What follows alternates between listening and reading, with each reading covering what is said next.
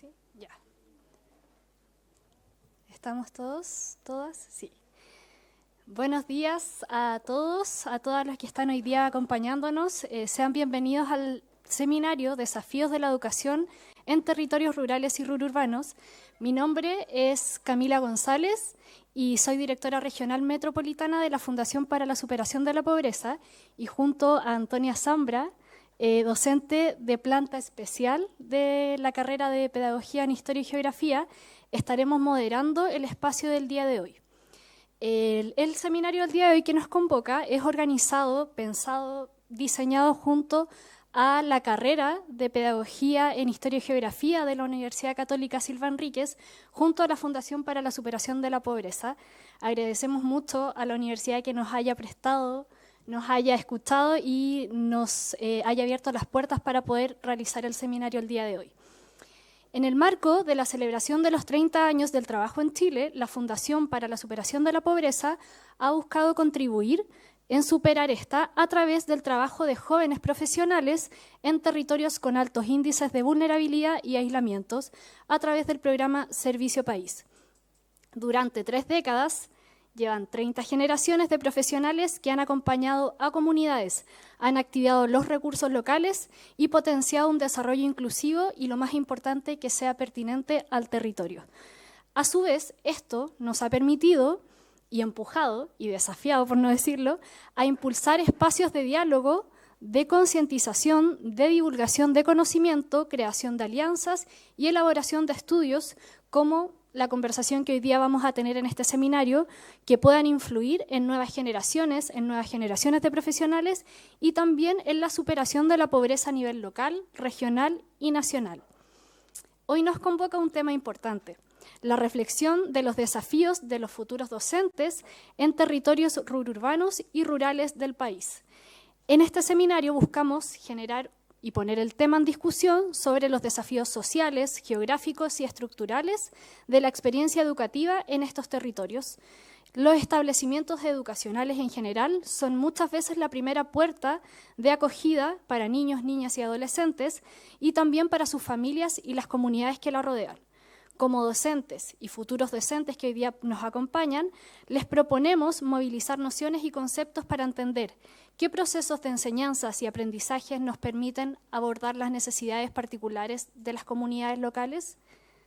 Antes de comenzar, agradecemos profundamente a las autoridades presentes, a los expositores que hoy día nos acompañan y a quienes nos acompañan como docentes, estudiantes de la universidad, equipos Servicio País que viajaron de sus comunas, de distintos lugares de la región metropolitana, y el público en general que hoy día se vio interesado por el tema. Saludamos especialmente a Natalia Contreras, jefa de carrera de Pedagogía en Historia y Geografía de la Universidad Católica Silva Enríquez, quien nos abrió las puertas para poder hacer e instalar este tema entre ustedes. También a Antonia Zambra, académica de planta de la carrera de Historia y Geografía de esta misma universidad, que me estará acompañando en la moderación.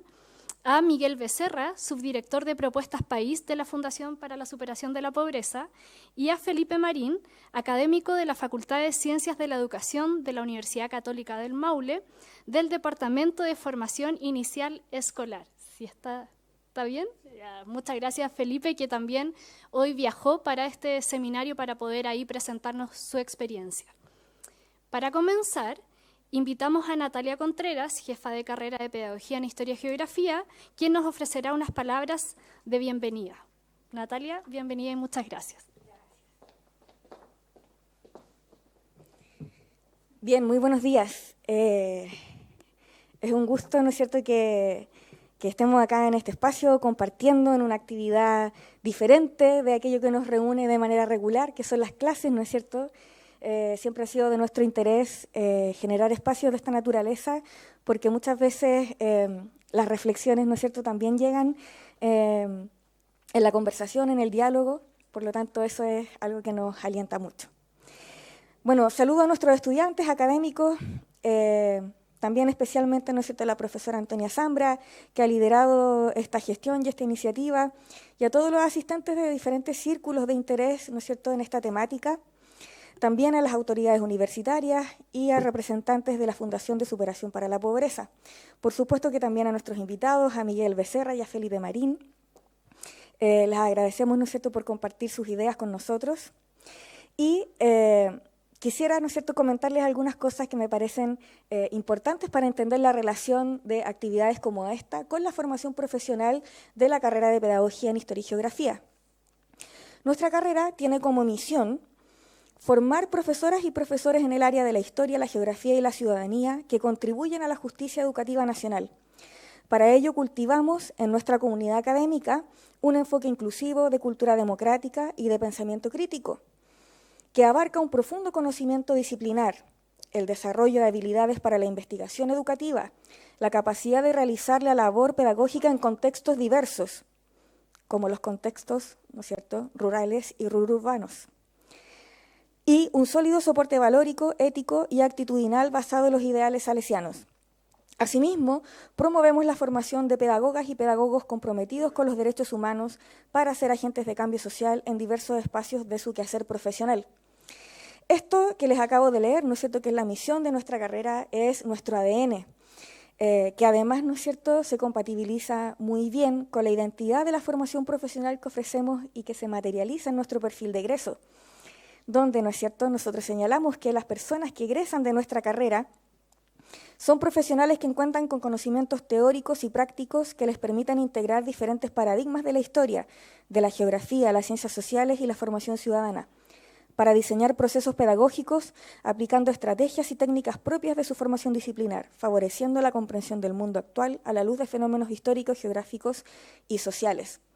Como ustedes pueden ver, nos hemos puesto como metas de desarrollo profesional y un compromiso, ¿no es cierto?, con nuestras estudiantes y con la sociedad de nuestro país, ¿no es cierto?, unas metas que son bastante complejas, bastante grandes, y justamente en ese marco es que este seminario genera un gran aporte reflexivo.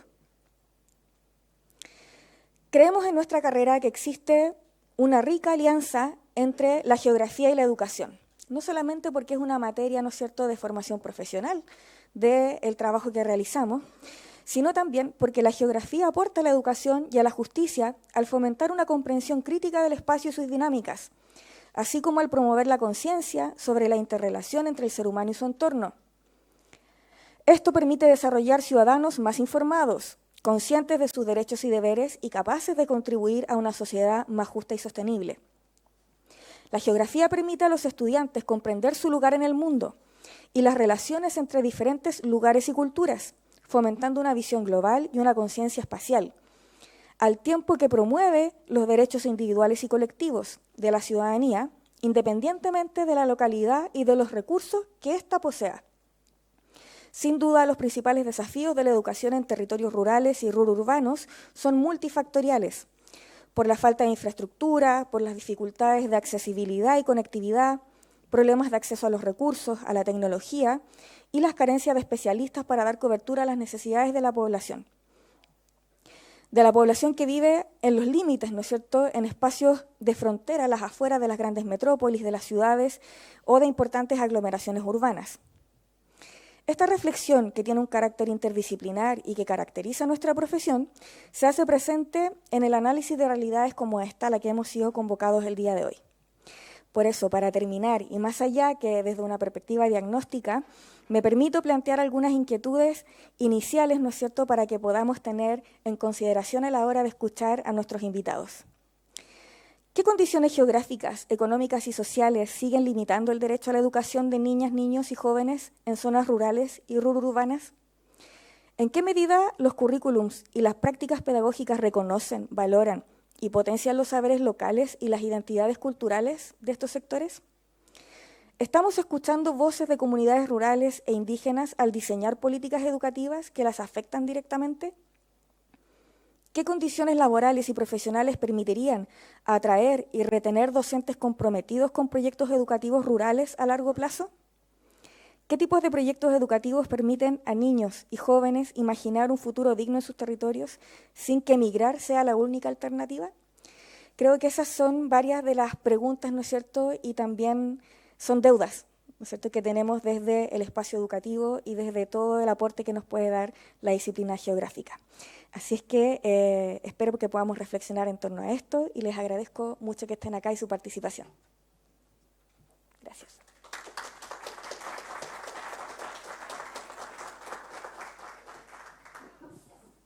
Muchas gracias, Natalia, por las palabras y por destacar la importancia de empezar a hablar de estos temas, en especial para aquellos que están en proceso de formación y serán futuros docentes. Con estas reflexiones iniciales, con estas palabras iniciales, damos paso a las presentaciones de nuestros panelistas. Cada uno contará con alrededor de 15 minutos para compartir su perspectiva sobre estos desafíos que ya le hemos estado comentando, y comenzaremos con Miguel Becerra, subdirector de Propuestas País de la Fundación para la Superación de la Pobreza, quien nos compartirá los primeros nociones del estudio Habitar en Territorios Rururbanos, aportando datos claves para poder contextualizar los desafíos que puede tener la pedagogía en los espacios más alejados muchas veces de la política pública. Miguel, bienvenido. Muchas gracias, Camila. Vamos a esperar a que se ponga en pantalla completa. Bueno, mi nombre es Miguel Becerra, soy el subdirector del área de estudios de la Fundación para la Superación de la Pobreza, y hoy me convoca a conversar con ustedes los resultados de un estudio que hicimos que se llama Hacer Territorio, el habitar en territorios rururbanos, que hicimos desde la Fundación y que lo hicimos en territorios que estamos trabajando en la Fundación. ¿Ya? A ver si funciona el... Sí. Perfecto. ¿Ya? Entonces nuestro interés es hablar desde este tipo de territorios que llamamos rururbanos. No les voy a decir al tiro de qué se trata, por lo menos el concepto que nosotros utilizamos de territorio rururbano, pero sí un poco explicarles de dónde sale. El estudio sale del interés que tenemos como fundación por entender de mejor manera los territorios donde estamos trabajando. ¿Ya? Vamos con nuestro servicio país, que son profesionales, ¿verdad?, que van a trabajar con comunidades que van a trabajar con comunidades, ¿verdad?, en distintos territorios, en distintas comunas, cerca de 100 cada año, y muchas veces, en general, nos encontramos con territorios que son más rurales. Y sin embargo, con el tiempo nos hemos empezado a encontrar también con muchos territorios que son medio rurales, que parecen rurales, pero que no tienen todas las lógicas que hemos visto históricamente en los territorios rurales. Empezamos a encontrar lógicas más urbanas, empezamos a encontrar personas que tienen aspiraciones que se parecen a las personas de la ciudad. Empezamos a encontrar personas que trabajan también en la ciudad y que viven en territorios que son de aspecto más rural. Entonces, de alguna manera, para mejorar nuestro diagnóstico, dijimos, ya, ok, hay que mirar este tipo de territorios. ¿Cómo los miramos? ¿Cómo los abordamos? Y para eso hicimos una pequeña aproximación inicial. Bueno, por supuesto, esto lo estamos abordando permanentemente, pero para el estudio hicimos una primera aproximación inicial que es desde lo conceptual. Les aclaro igual que este no es un estudio académico, está hecho desde nuestra fundación y rescata mucho el aspecto práctico que tienen, ¿verdad?, este tipo de conceptos. Entonces, un primer concepto que abordamos fue el del territorio suburbano, ¿ya? Donde hay una concepción de lo urbano sobre lo rural, con una especie de descentralización de la producción y la generación de nuevas concentraciones afuera de la ciudad. Es como esta típica imagen, ¿verdad?, que tenemos una ciudad y que va creciendo por sus bordes. Esa es una primera noción que hay de este tipo de territorio, ¿ya? En general se habla de que son territorios que, bueno, son ciudades o territorios que crecen de una forma no planificada, ¿ya? A veces planificada, ¿ya? A veces el Estado planifica y determina, ¿verdad?, desde cierta línea, ¿verdad?, cierto tipo de ocupación, pero otras veces es no planificada. Podemos verlo en tomas de terreno, podemos verlo también en cómo los privados instalan sus proyectos, ¿verdad?, que pueden ser de parcela o pueden ser de barrios o de otro tipo de vivienda, ¿ya? Y nos encontramos con la generación de unas formas suburbanas y con un urbanismo fragmentado. Por ejemplo, y un ejemplo nomás, los condominios. Uno puede ver, ¿verdad?, a la salida de las ciudades, condominios que están cerrados, ¿verdad?, y funcionan como una esfera, ¿verdad?, funcionan como algo aislado. Ya, 1. 2, los periurbanos. También tiene una noción de subordinación del urbano sobre lo rural. Y esto es importante porque después vamos a ver el sentido contrario, ¿ya? El acceso del periurbano a modos de vida urbano generando una desconcentración, o sea, personas que viven a la salida también de la ciudad, pero se habla de una desconcentración porque la gente, por supuesto que tenemos mucha población dentro de la ciudad y va yéndose a vivir a los contornos, ¿ya? Espacios contiguos a las ciudades, ¿cierto? Son como nociones vecinas de lo que nosotros denominamos rururbano. Y algunos investigadores fueron más allá, que es lo que nos interesa a nosotros. ¿Ya? Por ejemplo, está este concepto de la agrópolis, que determina en primer lugar que lo rural no es lo agrario, ¿cierto? Que es una conexión que muchos todavía hacemos hasta el día de hoy y que se hizo históricamente, vincular lo rural directamente con lo agrario. Y eso determina un cambio de lógica, una manera distinta de mirarlo. Existe interconexión entre los espacios rurales y urbanos desde el eje productivo, ¿ya? Y estos investigadores hablan de una dicotomía entre la agrópolis y la metrópolis. O sea, la agrópolis, que sería como un conjunto de espacios, ¿verdad? Ciudades más pequeñas, por supuesto territorios más agrícolas, que en conjunto no los puede mirar como un gran espacio que produce, y que produce, ¿verdad?, productos agrícolas, por ejemplo, ¿ya? Y la metrópolis, que sería lo más vinculado a lo urbano. Y lo que mencionan es que hay una migración de ciudades a ciudades comunales, ¿verdad? En vez de que esta migración clásica que nosotros conocemos como en los libros de historia, ¿cierto? La migración campo-ciudad a la gran ciudad, detecta un fenómeno de migración a ciudades más pequeñas, que están cerca, ¿verdad?, de estos territorios originarios más rurales. Y finalmente, otro concepto de mega interés es el de territorios funcionales, que es mirar las ciudades y mirar su entorno rural. Es mirar cómo se vincula, ya no pensándolo como en los conceptos anteriores, ciudad sobre lo rural, ¿verdad? Esa determinación, sino que ahora es una vinculación, la vinculación entre la ciudad y el entorno rural. Una estructura productiva diversificada y que concentra, por ejemplo, en los casos que estamos mirando, un empleo basado en recursos naturales muchas veces, ¿ya? Y piensa los vínculos funcionales entre ciudad y espacios rurales. Entonces, de alguna manera, es como ampliar el territorio. Nosotros, cuando conversábamos del estudio, pensábamos, por ejemplo, un territorio funcional es, por ejemplo, el lugar donde yo vivo, que supongamos que tiene características más rurales, pero también pensar en el espacio donde trabajo, que puede ser más urbano, o el espacio donde estudio, ¿verdad? O el espacio donde voy a carretear, etcétera. O sea, como que se amplía un poco, ¿verdad?, el territorio. Y, por supuesto, que esto va más allá de la división político-administrativa, ¿ya? Y ahí llegamos nosotros al concepto de territorio rural-urbano, ¿cierto?, que aborda procesos de transformación rural, sorry por la mala. De alguna manera como que aglutina esta idea, ¿cierto?, de que son espacios en transformación, ¿ya? Hay un tránsito de espacios rurales, ¿cierto? O sea, ponemos el ojo en espacios que tradicionalmente fueron rurales y que se están transitando a ser urbanos o que tienen lógicas urbanos sin incorporar necesariamente la lógica de la vida urbana, ¿ya? Por lo tanto, hay muchas localidades que tienen la ventaja de estar viviendo en un pueblo o de estar viviendo en un entorno natural, y por otra parte también tienen la ventaja de, por ejemplo, estar cercana a la ciudad o de acceder a ciertos servicios vinculados a la ciudad, ¿ya? Y de lo que se habla un poco es de que se consolida una identidad nueva, que es un poco rural y un poco urbana, ¿ya? O sea, se genera algo nuevo. Y ese algo nuevo también, de acuerdo a la literatura que consultamos, se le puede llamar un tercer territorio, ¿ya? Sin embargo, como venimos de la Fundación para la Superación de la Pobreza, esta mirada tiene que ser desantificada. ¿Por qué? Porque en los territorios y de acuerdo al trabajo de campo que hemos hecho, nos encontramos con tensiones en medio de esta misma como promesa, que es lo que nos encontramos, por ejemplo, que por supuesto el lugar donde vivo es distinto del lugar donde estudio o donde trabajo, ¿ya? Lo que, por ejemplo, en términos de traslado puede ser algo perjudicial. De hecho, nosotros hasta le llamamos deslocalización, porque estamos como que nuestros lugares son muchos lugares distintos. También existe una tensión entre la cercanía a los servicios y la cercanía a la naturaleza. El territorio rural-urbano como un lugar de oportunidades, pero muchas veces son oportunidades para otros. Dentro de la entrevista nos apareció, por ejemplo, que en una de las localidades donde estudiamos, que por ejemplo se fomenta el turismo y debido al turismo, por ejemplo, las personas compran el pan a precio de turista. ¿Ya? Es como una típica frase que nos llegaba. Y por otra parte, la contraposición es entre esta promesa de modernidad que tiene la cercanía o el vínculo con la ciudad, con una promesa de tradición, y ninguna de las dos finalmente se concreta como desde su promesa, ¿ya? Y eso es un poco lo que destacamos, entre otras cosas, de la experiencia de pobreza y vulnerabilidad. Una cita: nos encantaría mantenernos como este pueblito de montaña campesino y pareciera que el tiempo no pasa, pero a la hora que tú quieres un servicio hospitalario de mejor calidad, escuela de mejor calidad, transporte de mejor calidad, hoy día no tienes acceso. En San José, que era el ejemplo del territorio donde estábamos hablando, la ruralidad hoy día también te hace generar una brecha entre lo que quieres, lo que eres y lo que debieses tener. Entonces hay una tensión que está concretada, por ejemplo, en esta frase, ¿ya? ¿Cuánto me queda? Me quedan Ya, que no me quiera alargar tampoco.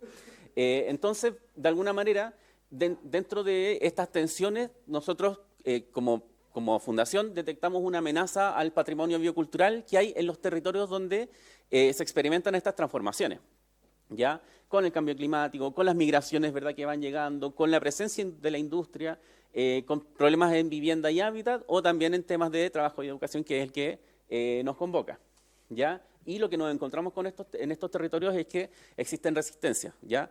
Un deseo de recuperar o de revivir el patrimonio, que no se pierda, ¿cierto? ¿Por qué? Porque hay una influencia de la ciudad y hay muchas personas que están resistiendo en estos espacios. Sin embargo, en algunos casos detectamos que lo que se recupera es la memoria de la práctica y no la práctica. Por ejemplo, tenemos las fiestas, ¿verdad? Tenemos las prácticas agrícolas que muchas veces ya no las podemos realizar, por ejemplo, por el cambio climático o porque se pierden los terrenos para cultivo, etcétera. O las fiestas, o sea, perdón, las ferias, etcétera. Y estos territorios son súper importantes porque muchas veces sustentan la calidad, o sea, sustentan la vida de la ciudad. Proveen agua, proveen espacio para las industrias, son espacios también en los que se instalan vertederos, y sin embargo, pese a que son proveedoras, son importantes para la ciudad, no se les provee sustento, ¿verdad?, a quienes viven en estos territorios, que es un problema yo creo que está bastante presente también en nuestro país. Y para ir finalizando, ¿cierto?, dentro de lo que nos encontramos como diagnóstico, como crítico, amenazas a la permanencia juvenil, al traspaso de saberes y a la vida en comunidad, ¿cierto?, que la cercanía le juega en contra, a veces, ¿verdad?, a las personas que viven en estos territorios, porque son territorios que son apetecidos por la industria y que este apetecimiento de la industria, ¿verdad?, no les termina beneficiando a las personas que viven ahí. Encontramos desprotección de la normativa ambiental, del uso del suelo, y también que existe una relación conflictuada, porque no es enteramente negativa, entre la industria y los avecindados de dependencia y afectación, ¿ya? Y ahora sí, para finalizar, nosotros diagnosticamos los territorios desde una mirada de un territorio biocultural. Y que esto, que lo abordás ahí tú en la presentación, ¿cierto?, que es el vínculo, ¿verdad?, entre las personas y su entorno. El vínculo entre estos dos genera algo, ¿verdad? Genera nosotros le llamamos territorio biocultural. Y esa mirada nos permite entender, por ejemplo, cómo entender los anhelos, o sea, posicionarse, ver cuál es la historia, ¿verdad?, que está en este territorio, ¿cierto? Y cómo se ve afectado, por ejemplo, los modos de vida que tienen las personas debido a la llegada de la industria, a la llegada de migraciones, a tener que emigrar o a tener que salir a trabajar en vez de trabajar en el mismo lugar donde trabajaba antes, etcétera. Y eso genera afectos en las personas y modifica o se sitúa sobre los anhelos que tienen respecto de la vida ahí. ¿Y por qué lo digo? Porque por lo menos nosotros como fundación lo que pretendemos es que los territorios se vuelvan sustentables para vivir, ¿cierto? Que las personas que están ahí puedan vivir ahí y vivir buenamente. Y vivir buenamente tiene que ver no solamente con tener plata y tener recursos, ¿verdad?, o con tener una casa, sino que también poder cumplir con los anhelos que tienen de vivir ahí, ¿cierto? Entonces el vertedero muchas veces afecta a eso y bueno, y todo lo que ya estaba mencionando. Junto con eso, esta mirada ofrece una valoración de los recursos del territorio, una integración del modo y medio de vida que tienen las personas, ¿cierto?, y no una separación. Y el ejemplo típico que se da, ¿verdad?, es el turismo, ¿cierto? Cuando llega el turismo y el turismo irrumpe, ¿verdad?, y te llena de automóviles las calles o llegan como a invadir los espacios en los que tú antes transitabas tranquilamente, es un ejemplo. Y por supuesto, y para terminar, lo que nosotros fomentamos y creo que también tiene mucho que ver con el tema de hoy es el retorno juvenil, ¿cierto? Que los niños, niñas y jóvenes que están en estos territorios puedan permanecer en el territorio, puedan volver, ¿verdad? Si se van a estudiar afuera, vuelvan, ¿cierto? Que sea un territorio que ofrezca una oferta para todos para que podamos mantenernos también ahí, porque la idea es que el territorio se mantenga a lo largo del tiempo. Y ahí sí, eso es la presentación. Muchas gracias. Ahí me fui para atrás. Ahí sí, muchas gracias.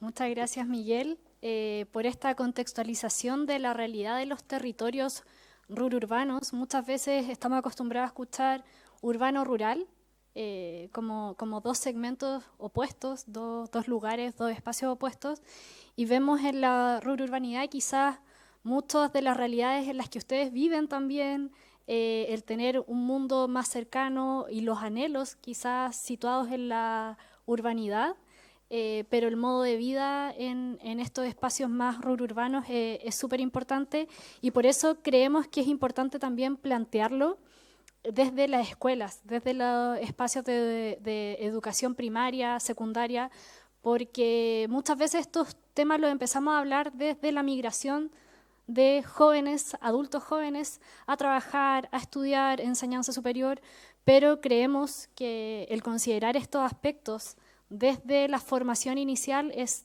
de relevancia para el devenir y el desarrollo de los territorios. Así que muchas gracias, Miguel, por la presentación. Y para continuar, le daremos paso a Felipe Marín, académico de la Facultad de Ciencias de la Educación de la Universidad Católica del Maule, quien abordará paradigmas en jaque, desde donde justificamos nuestras acciones educativas ambientales en los territorios rurales del Maule. Muchas gracias, Felipe.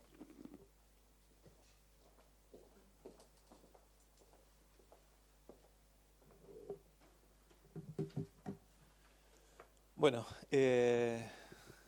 buenas tardes a todas, a todos.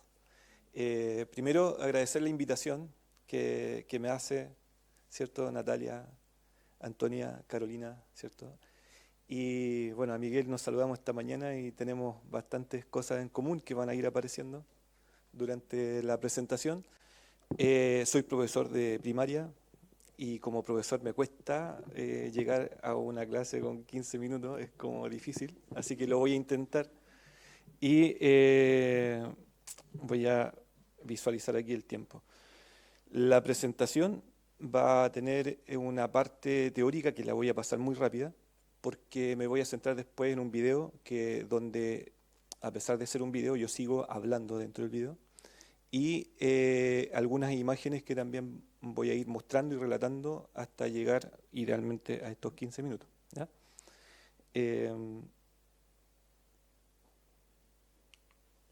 Ok. Entonces, la idea de paradigma en jaque está relacionada con la ruptura que se está presentando con el antropocentrismo, ¿ya? Yo desarrollé hace poco mi tesis doctoral, que demoró bastante tiempo, 7 años, y en esa tesis fui dándome cuenta de que trataba de hacer esfuerzos por llegar a un equilibrio entre paradigmas por donde nos movilizamos y muchas veces no nos damos cuenta. Principalmente fui acotando en lo que es el antropocentrismo, una mirada muy utilitaria, muy economicista de cómo habitar, cómo actuar, cómo proceder, cómo relacionarnos con otros, y con otros también pensando en los otros seres vivos, ¿ya? Y luego una mirada ecocéntrica, otro paradigma, el ecocéntrico, que está relacionado con cómo nos hacemos cargo de problemas que vemos en el antropocentrismo, que están vinculados a cómo destrozamos nuestros hábitats y luego cómo conservamos, cómo preservamos, cómo restauramos, ¿ya?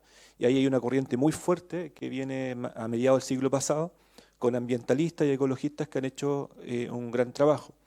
Y luego una mirada biocéntrica, un paradigma biocéntrico que de alguna manera vincula otras áreas del saber como la filosofía, la antropología, una economía ecológica, las artes, ¿ya?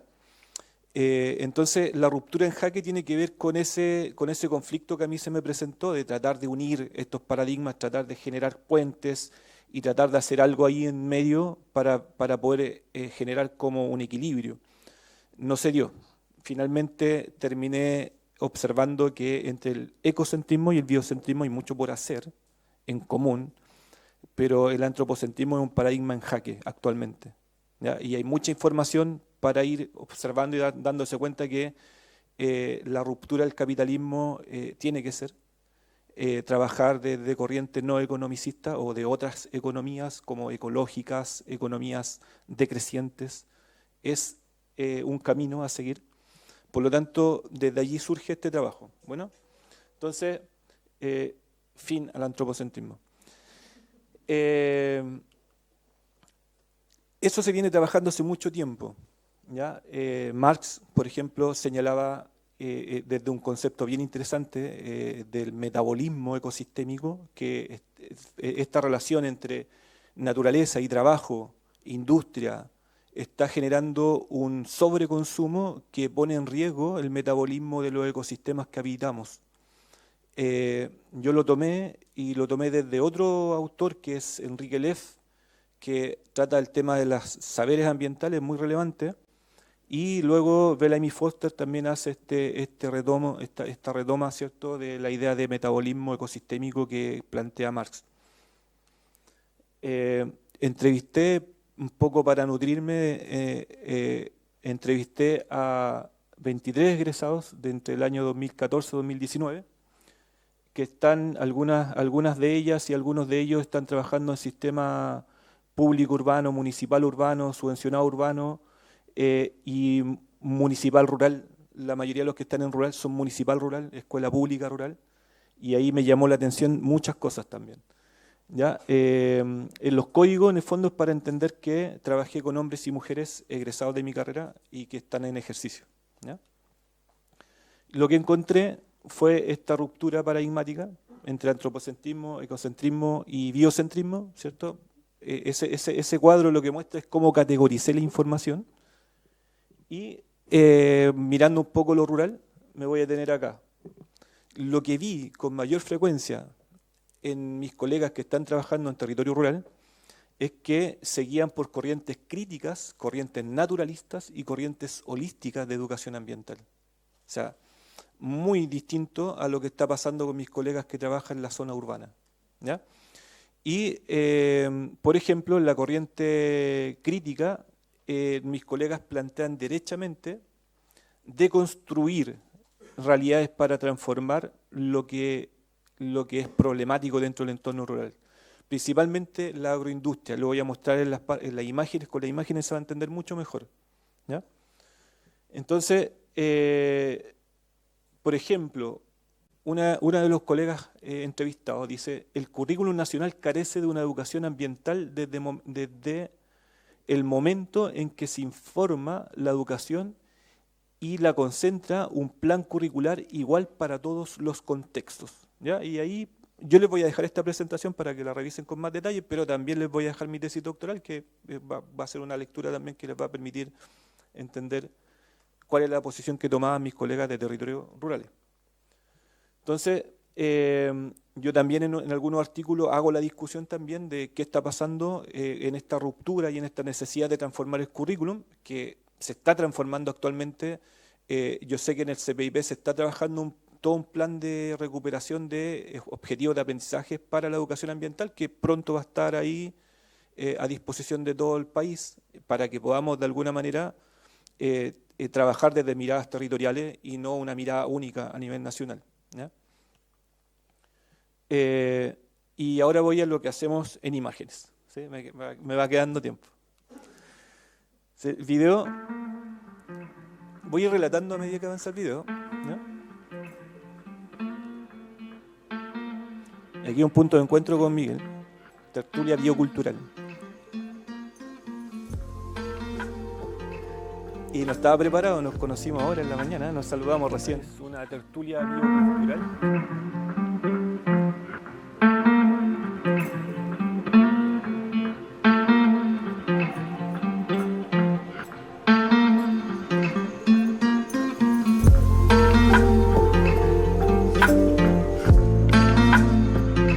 Una tertulia biocultural que tiene como propósito cerrar 2 unidades de laboratorio natural, una que está en el curso de Ciencias de la Vida del segundo semestre de la carrera y Didáctica e Historia de las Ciencias Experimentales, que está en el sexto semestre de la carrera. Entonces tuve el desafío de desarrollar alguna acción alternativa que implique, ¿cierto?, este contacto con la naturaleza y esta reflexión sobre cómo el ser humano se relaciona con su entorno natural. La intención de traerlo al parque, ya lo vimos en las clases anteriores y las primeras aproximaciones que tuvimos acá, es entender que aquí hay una lógica de habitar que data más o menos de hace 200 años atrás.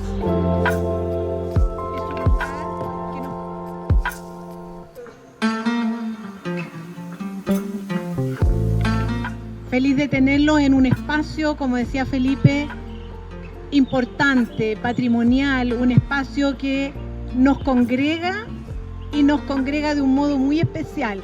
Es un lugar que nos permite mirar y mirarnos a todos. Mira, la tertulia tenía 4 momentos que finalmente se desarrollaron en 3. El primer momento, el Parque de las Obras, y en ese espacio ellos mostraban elementos del entorno, ya sea elementos como especies nativas, como construcciones, como utensilios, y desde el arte un poco comunicar, bueno, cómo el ser humano se relaciona con esos elementos de la naturaleza y elementos que nosotros hemos ido creando para poder interactuar con la naturaleza.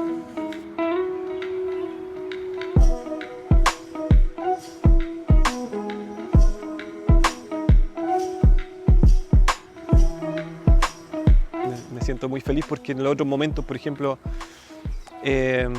hubo bioyoga, el tema también de los relatos activos, por ejemplo, los relatos como arte culinario fue muy lindo, rescatando alimentos locales. Para mí es relevante ya que podemos conocer más allá de lo que es la casona, sino que podemos hacer una fusión de todo lo que tiene que ver tanto como lo natural, lo cultural, lo sociocultural y conociéndolo de distintas maneras, y qué mejor de una muestra donde podemos verlo concretamente y también disfrutar de las cosas que nos puede ofrecer este ambiente sociocultural también.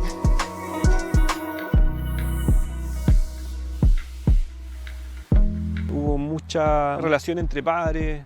Creo que son formas de comunicar que son poco vistas en la universidad. Pero acá los chicos levantaron mucha información, maduraron mucha información, profundizaron mucha información que está ahí presente en sus casas, en sus abuelos, en sus abuelas, en su comunidad en general.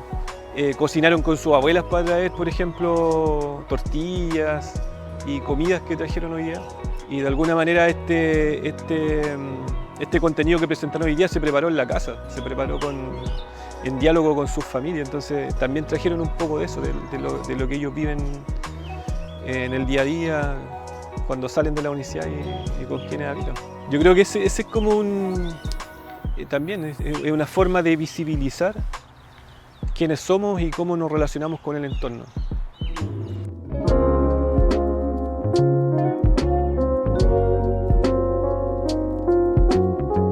A mí me ha gustado mucho porque he ido a recorrer y todas las actividades que hacen son muy bonitas.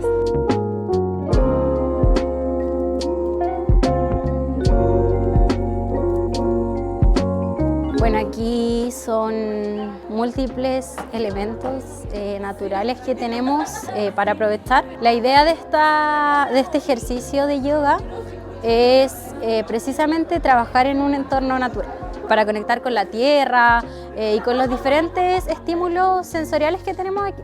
Bueno, ha sido súper significativo todas las intervenciones de mis compañeros también. Humberto Maturana señalaba de que el lenguaje es como la herramienta evolutiva más relevante que tiene el ser humano como especie, más que como humano. El Homo sapiens ha desarrollado el lenguaje y desde el lenguaje ha ido complejizando sus relaciones como cognitivas, y acá, por ejemplo, en esta actividad también es un esfuerzo por eso, como observar el lenguaje en distintas formas, porque el lenguaje es simbólico y está en distintas formas, y las artes, por ejemplo, yo creo que ayudan mucho a entender nuestro lenguaje, más allá de la lengua castellana, por ejemplo.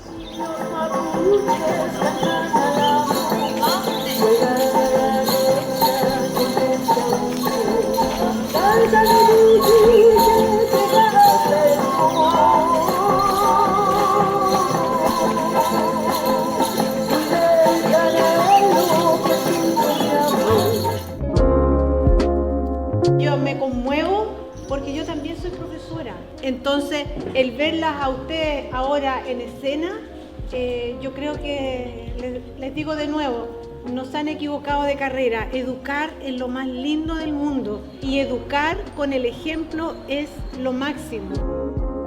Me voy feliz, con mucho aprendizaje. Algo que un profesor no tiene que olvidar es que aprende mucho junto a sus estudiantes y que, así como vi muchas cosas positivas, a lo mejor hay cosas que yo puedo seguir mejorando al desarrollar una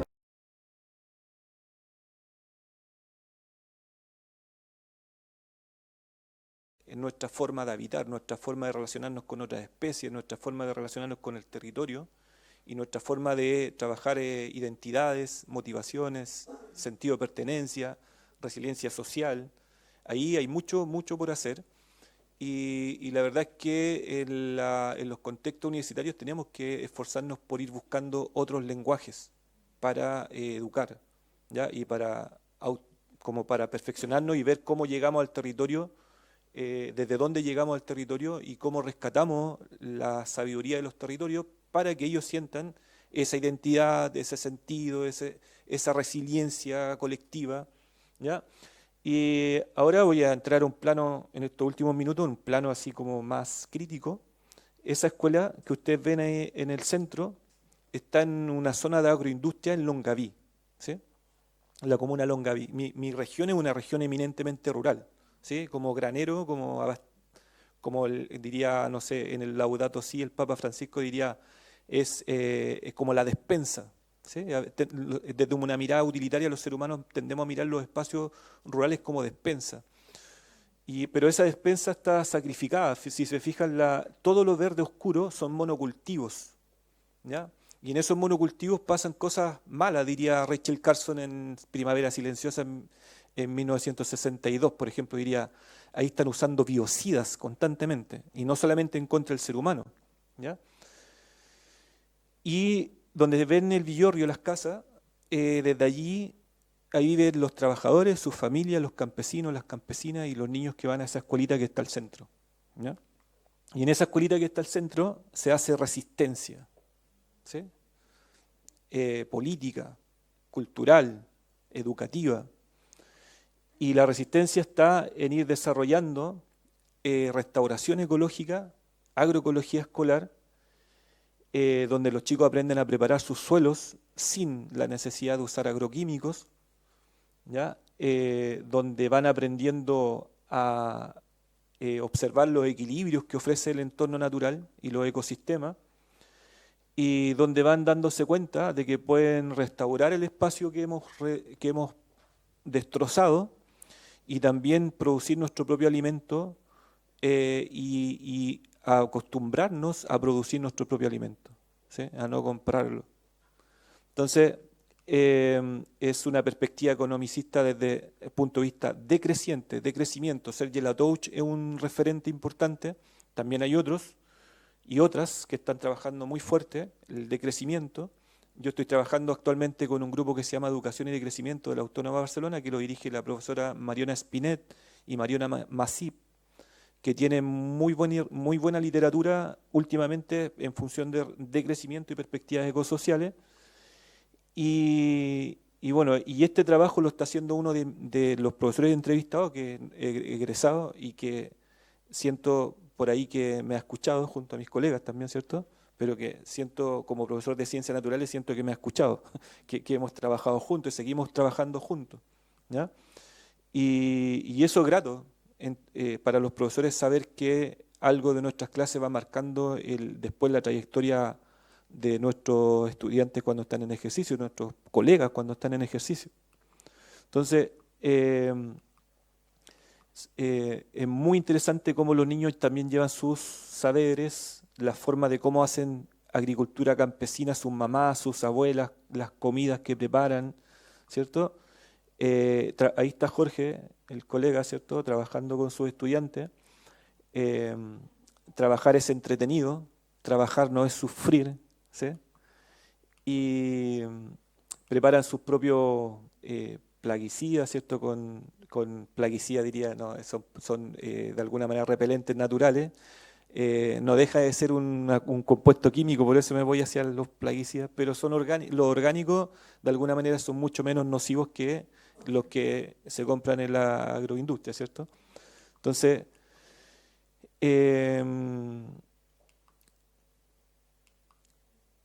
los niños traen mucha sabiduría de sus casas. Por ejemplo, ellos saben cómo sembrar, cómo usar herramientas. Los niños del campo saben usar herramientas, no se pegan en los dedos con los martillos como nosotros, los que vivimos en ciudades, ¿ya? Y son muy hacendosos cuando tienen proyectos comunes, ¿ya? Son muy comunitarios y eso debiésemos imitarlo en las ciudades o traerlo a la ciudad. No es simplemente producir alimentos cuando hablamos de agroecología, sino que es poner fin a plantar pobreza. ¿Han escuchado esa frase? Yo me imagino, ¿cierto? En la región del Maule tenemos un lío tremendo y hacia el sur también con el tema de los monocultivos, tanto frutales como forestales. Se habla mucho de los forestales, pero los frutales también generan un lío tremendo, ¿ya? Entonces, educar para el entorno rural es soberanía, ¿sí? Es emancipación, es decrecimiento desde el punto de vista económico y es participación. ¿Sí? Son como conceptos que de alguna manera me podría explayar más con esos conceptos, pero la verdad es que ya cumplí el tiempo. Ahí dejo alguna referencia de tanto del trabajo de la presentación como un libro que producimos con unos colegas hace poco y mi tesis doctoral también para que puedan profundizar un poco más los datos y sobre todo los datos qué pasó con varias colegas y colegas del entorno rural. Es muy interesante leerlos. Para mí fue un cambio de paradigma muy fuerte y por eso el título de la presentación es Paradigma en Jaque. El antropocentrismo tiene que ir de despedida. Es difícil, pero porque es un cambio de todos, ¿ya? De todas. Entonces, bueno, eso.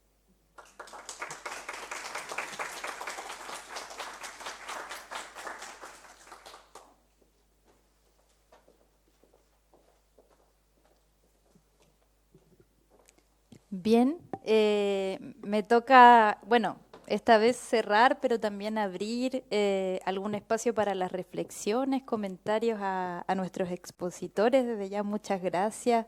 Miguel, Felipe, como decía Felipe, no teníamos completamente pensado cómo iba a ser este encuentro y se dio muy armoniosamente este diálogo entre estas dos presentaciones. Bueno, nada más como para cerrar entonces, reiterar, yo creo que ya lo dijo Natalia, lo dijo Camila, lo vimos en las presentaciones, ¿no? Como estas reflexiones, estos hallazgos también, ¿no? Nos permiten entender los desafíos que existen en el proceso de formación de las pedagogías en general, historia, geografía, ciudadanía, pero también la educación, ¿no? en el sentido amplio, para el desarrollo de estos territorios que, como mencionaron Camila, Natalia, ¿no es cierto?, resulta fundamental principalmente reflexionar en estos espacios de formación inicial de niños, niñas y adolescentes que habitan estos territorios y que traen estos saberes situados, locales. Parece importante entonces seguir generando espacios como este, presenciales también, ¿no? Que nos podamos ver las caras, conversar después a la salida, y espacios donde nos encontramos estudiantes, docentes, instituciones de la sociedad civil, en otro formato, más allá de la sala de clases, para que también esto se traduzca en propuestas educativas pertinentes que yo creo que van a salir de aquí, ¿no? de estos espacios justamente para estos territorios rurales y rururbanos que venimos movilizando. Ahí nada más, creo cuando decía lo del inicio, ¿no? Este encuentro armónico entre las presentaciones, ¿no? Miguel hablaba de esta idea de poner en práctica la memoria y creo que ahí Felipe trajo hartos dispositivos para poder pensar en eso, ¿no? Desde el arte, las prácticas culinarias, el bioyoga, de la memoria, la idea de reflexionar críticamente respecto de los lenguajes de valoración, que también son resistencia. Ya ahí también me quedo con la idea de palabras, ¿no? Que tenemos que seguir incorporando en estos lenguajes como restaurar, conservar, preservar, ¿no? Cuidar, más allá de esta idea utilitarista en la que todos estamos ahí navegando, ¿no? Así que, bueno, abro espacio para consultas, reflexiones de asistentes. Eso, les doy ahí una palabra, anímense. ¿Va? Allá atrás tenemos una palabra, no sé si tenemos un micrófono, parece, ¿no?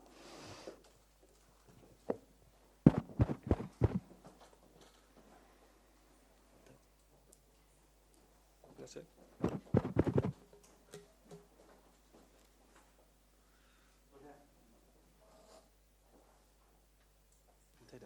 Hola, muchas gracias por la presentación a ambos y por la instancia. Me parece que es muy oportuna presentarlo el día de hoy y también generar este tipo de espacio. Así que muchas gracias. Quería hacer una reflexión y una pregunta al mismo tiempo. Pensando en la eventual interdisciplinariedad de sus proyectos, de sus investigaciones, considerando que quizás si lo vemos desde la geografía, abordar lo rural y lo urbano puede ser algo más cotidiano, pero quizás desde la historia, particularmente yo vengo más de la historia, entonces no es tan común. Es muy común tener historias de lo urbano, ¿cierto? Sobre todo en las historiografías tradicionales, y más recién en el último tiempo hemos tenido más aproximaciones sobre lo rural. Una de las estrategias que trato yo al menos de realizar en los cursos de los cuales soy docente es inculcar también la historia rural de distintos territorios, ¿cierto? Ya sea América, en particular Chile, historias que normalmente no se cuentan tanto. Por ejemplo, la historia rural de América en el siglo XX es muy desconocida para muchos, pero sin embargo los actores que participaron de esa ruralidad dieron vida también a lo que conocemos como el continente actual. Entonces, en ese sentido, les consulto cómo se podría abordar estos temas que ustedes plantean, más allá de lo geográfico y también específicamente para la formación de profesoras y profesores de historia y geografía. ¿Cómo pueden ir dialogando, creen ustedes? Me resonaba mucho cuando mencionaba, por ejemplo, a Rachel Carson y cómo quizás podemos dar cuenta de que las concepciones sobre el medio ambiente van más allá también de lo que tenemos hoy en día y que tiene una historia de larga data, ¿cierto?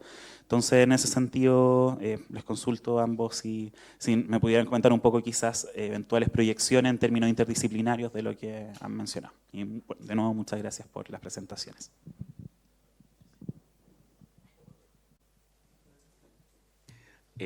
Ya. Oye, muchas gracias por la pregunta. Bueno, yo vengo desde la Fundación Superación de la Pobreza y miramos todo esto igual con una lógica de desarrollo local inclusivo, o sea, pensando en los territorios, localidades donde estamos trabajando, donde miramos. Por una parte, nosotros en muchas intervenciones, yo les decía que estamos en 100 comunas prácticamente año a año, y en muchas nos encargamos de rescatar la memoria local. La memoria es un tema fundamental en nuestro tipo de intervención, pensando en esto de los territorios bioculturales, porque es como las venas, ¿verdad?, de los movilizadores, los motivadores para que las personas trabajen en sus propias claves del desarrollo. También tenemos bajadas ocasionalmente en temas de influir sobre los currículum de las escuelas que están cercanas, ¿verdad?, con las comunidades con las que trabajamos, porque no necesariamente trabajamos directamente con niños, niñas y adolescentes. Entonces lo miramos muy desde esos códigos y ahí, igual como también apoyándome un poco de lo que se ha dicho, que hay una palabra resistencia, que es una palabra que creo que cuadra con todo esto y también creo que un poco abordas eso. Y lo otro, el tema de la valoración, poder hacer ese vínculo, ¿verdad? Como que viendo también las imágenes sobre todo, este proceso de que valorar es construir, ¿verdad? Es una construcción, ¿cierto? Uno no puede llegar y decir, oye, quieran su lugar porque hay que quererlo, ¿verdad? O quieran esta práctica, o quieran su historia porque hay que quererla, sino que es un proceso que se va logrando poco a poco e incluso nos encontramos con que hay personas de avanzada edad o de mayor edad que logran esa valoración, logran como entender esos códigos y es hasta emocionante verlo en los procesos. Y para finalizar, no, eso, mejor hasta ahí, para no alargarme tanto. Adelante. Sí, yo me quedé pensando, ¿ahí? ¿Sí? Me quedé pensando en en la interdisciplina, como el trabajo transdisciplinar. Es como, yo creo que la investigación y las universidades han hecho esa ruptura, esa separación disciplinaria, pero la verdad es que afuera ocurre todo junto. Sí, la filosofía, la música, la ecología, bueno, está todo combinado. Entonces nosotros vamos a observar eso que es un todo, lo vamos a observar con una lupa, yo le digo a mis estudiantes, con un lente. ¿Ya? Yo, por ejemplo, tiendo a ir con un lente de la enseñanza de las ciencias experimentales, la ecología, ¿ya? Pero de base soy profesor de educación primaria, entonces no me cuesta mucho pedir ayuda a profesores de historia, de arte, de ciencia, de las ciencias básicas, de antropólogos, sociólogos. No me cuesta porque finalmente el profesor básico tiende a enseñar cosas que han hecho otros y después se da cuenta que él está haciendo ciencias, ¿sí? Como de múltiples ciencias. Y ahí recién se da cuenta lo importante que es.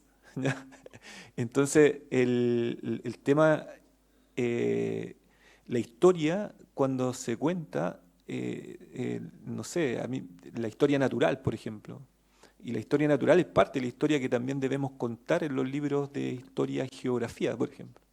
¿Sí? Entonces, hay una historia de cómo hemos habitado, y por ejemplo, lo que plantea el colega, el nombre se me... ¿Sí? Nicolás. Lo que plantea Nicolás es como hay un proceso de colonización y las pedagogías actuales, si la pedagogía habla de resistir, si la pedagogía habla de emancipar, de transformar la realidad, estamos hablando de una pedagogía decolonial. O sea, darnos cuenta que tal vez lo colonial no fue lo mejor que nos pasó a los pueblos latinoamericanos. Y reconocer ese trayecto y reconocer que aquí hubo daño a los derechos humanos, que aquí hubo daño a los pueblos originarios y de que aquí hubieron matanzas y para tomarse el territorio y para adueñarse del territorio y para tener leyes actuales que son leyes de derecho a propiedad, de las aguas, de los suelos, del aire, de todo, de nosotros como trabajadores. O sea, darnos cuenta de que hay un abuso no es fácil. De hecho, yo creo que la tendencia es dejarnos abusar.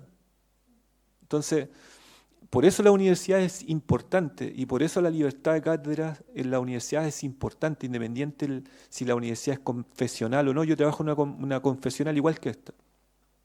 Y a veces hay temas que son difíciles de conversar, porque tenemos que recordar que la religión católica llega junto con los colonos. ¿Se entiende? Entonces, es complejo. Pero también tenemos mucha información de religiosos importantes que se dan cuenta de esto y que en sus encíclicas y que en sus trabajos ellos y de hecho el Papa Francisco en Laudato Si da cuenta de que tenemos que darnos cuenta del abuso, que tenemos que darnos cuenta de que estamos abusando del espacio, que los entornos naturales no son una despensa, y que históricamente lo hemos usado como despensa. Y hace poco estuve en Brasil, en Guanambi, allá la educación no se llama educación rural, se llama educación de campo. Y yo me confundí en una clase y en una discusión que teníamos con un colega y yo usaba educación de campo, así como haciéndome simpático con mis colegas brasileñas, así como educación de campo como sinónimo de ruralidad o de educación rural. Y no es lo mismo. La educación de campo para los brasileños es educar por y para el campo, para que los niños, lo que decía Miguel, por ejemplo, que los niños se queden en el campo, que vuelvan al campo, que hagan su vida en el campo, que no sea un dormitorio el campo, que sea un espacio que realmente habitamos, porque la mayoría de la gente rural no está habitando en el campo. Va a dormir al campo, va a carretear al campo, va a jugar al campo, tiene las piscinas en el campo, tiene no sé. ¿Se entiende? Y tenemos una forma histórica muy dañina de habitar. Entonces la ecología con la filosofía, con la antropología, con la historia, con la geografía se combinan. Yo creo que es un desafío enorme, la pregunta que hace Nicolás es un desafío enorme porque no sé hasta qué punto la universidad hemos logrado ser interdisciplinaria.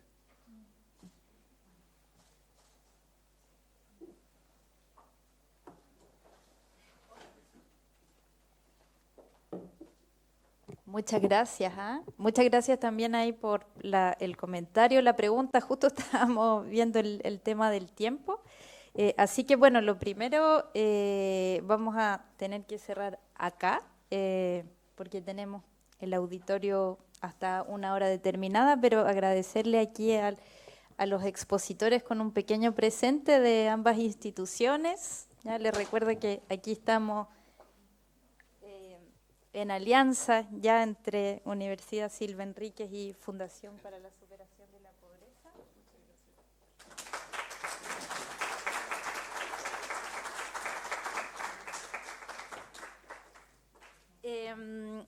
Y bueno, antes de pasar a un humilde pequeño café, queríamos proponerles sacarnos todos una foto, ¿les parece? Acá, ¿o no? ¿Sí? Sí, eso. Y después, bueno, los invitamos ahí a sortear el frío con un cafecito. Eso, anímense nomás y a seguir conversando, claramente.